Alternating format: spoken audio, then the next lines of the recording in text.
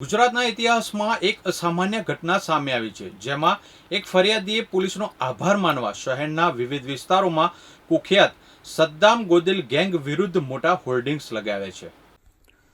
3 વર્ષથી ગેરકાયદેસર કબજામાં રહેલો પોતાનો 3.5 કરોડનો બંગલો પરત મળતા વૃદ્ધ ડોક્ટરે રાજ્યના ગૃહમંત્રી અને પોલીસ અધિકારીઓનો જાહેરમાં આભાર વ્યક્ત કર્યો હતો। સામાન્ય રીતે કોઈ ગેંગસ્ટર અથવા માથાભારે તત્વો સામે ફરિયાદ કરનાર વ્યક્તિ ડરના મારે ગુપ્તતા જાળવતા હોય છે, ત્યારે સુરતના ડોક્ટર ઝાકીર મેમન નામના વૃદ્ધ ફરિયાદીએ સાહસિકતા દાખવી છે। પોતાનો બંગલો પરત મળ્યા બાદ તેમણે સુરતના 4 અલગ અલગ સ્થળોએ મોટા હોર્ડિંગ્સ લગાવ્યા છે।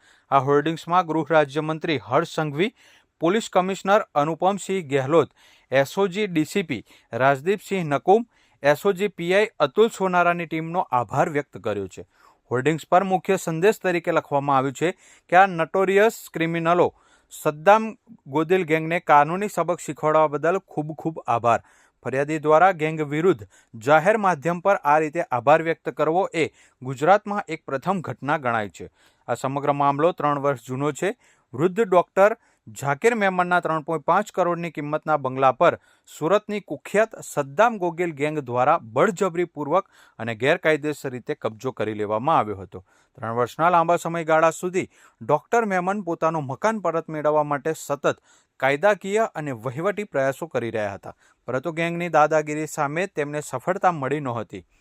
ડોક્ટર મેમનને ન્યાય અપાવવા માટે સુરત પોલીસની એસઓજીની ટીમે મોટી અને નિર્ણાયક કાર્યવાહી હાથ ધરી હતી। એસઓજીના ડીસીપી રાજદીપસિંહ નકુમ અને પીઆઈ અતુલ સોનારાની ટીમે સદ્દામ ગોદિલ અને તેની ગેંગ વિરુદ્ધ Gujarat control of terrorism and organise crime act હેઠળ ફરિયાદ દાખલ કરી હતી। ગુજસી ટોક જેવો સખત કાયદો દાખલ થતાં જ કુખ્યાત ગેંગના સભ્યોમાં ફફડાટ વ્યાપી ગયો હતો, ત્યારે આ કાયદા હેઠળ ઝડપાયેલા આરોપીઓને લાંબા સમય સુધી જામીન મળતા નથી અને તેમની મિલકતો પણ જપ્ત થઈ શકે છે। કાયદાના આ સકંજાથી ગભરાઈને આખરે આરોપીઓએ સામેથી આવીને ડીસીપી રાજદીપસિંહ નકુમને બંગલાની ચાવી સોંપી દીધી હતી। 3 વર્ષની લાંબી લડાઈ બાદ એક વૃદ્ધ ડોક્ટરને પોતાનું રહેઠાણ પરત મળ્યું છે।